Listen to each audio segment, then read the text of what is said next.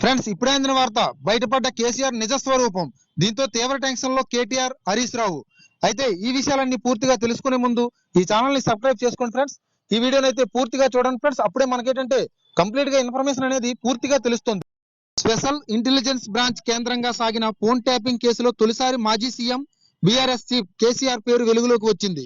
కేసీఆర్, ఆయన కుటుంబ సభ్యులు, పార్టీలో ఆయన సన్నిహితులు వ్యవహారాలను చక్కబెట్టేందుకే తామంతా కలిసి పనిచేశామని టాస్క్ ఫోర్స్ మాజీ డీసీపీ అయినటువంటి రాధాకిషన్ రావు పోలీసులకు ఇచ్చిన వాంగ్మూలంలో తెలిపారు. ఫోన్ ట్యాపింగ్ ద్వారా ప్రణీత్ కుమార్ అందించే వివరాలతో కేసీఆర్ రాజకీయ ప్రత్యర్థులను, వారికి ఆర్థిక సాయం అందించే వారిని బెదిరించి లొంగదీసుకునేవారమని, సివిల్ తగాదాల్లో సెటిల్మెంట్లు చేసేవాళ్ళమని, ఎన్నికలో వారి నగదును తరలింపుకు అడ్డుకునేవారమని చెప్పారు. బీఆర్ఎస్ డబ్బు రవాణాకు సహకరించేవారమని కూడా తెలిపారు.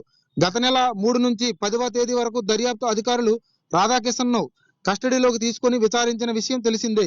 ఆ క్రమంలో గత నెల 9వ తేదీన సేకరించిన వాంగ్మూలంలో రాధాకిషన్ పలుమార్లు అప్పటి సీఎం కేసీఆర్ పేరును ప్రస్తావించారు.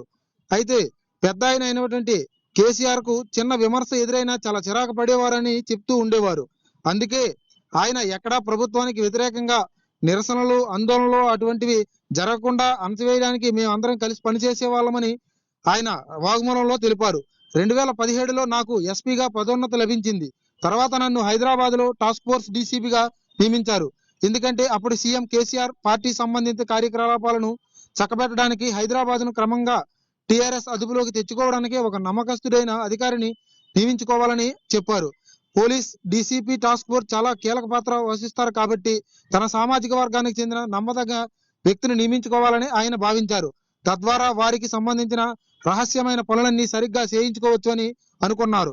ఈ క్రమంలోనే టాస్క్ ఫోర్స్ డీసీపీగా నా నియామకంలో ఆయన ప్రధాన పాత్ర పోషించారు అని రాధాకిషన్ రావు తన వాంగ్మూలంలో పేర్కొన్నారు.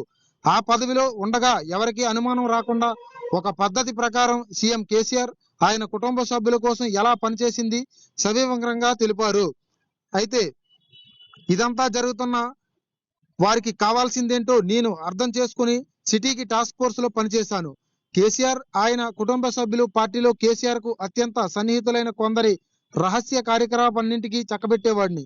అందులో భాగంగా సివిల్ తగాదాలు, సెటిల్మెంట్లు, టీఆర్ఎస్ పార్టీకి కావలసిన కేసీఆర్ కు ఇబ్బంది కలిగించే వ్యక్తులను బెదిరించడం, లొంగదీసుకోవడం, మారుదారికి తీసుకురావడం వంటి పనులు చేసేవాడిని అని రాధాకిషన్ తన వాంగ్మూలంలో స్పష్టం చేశారు.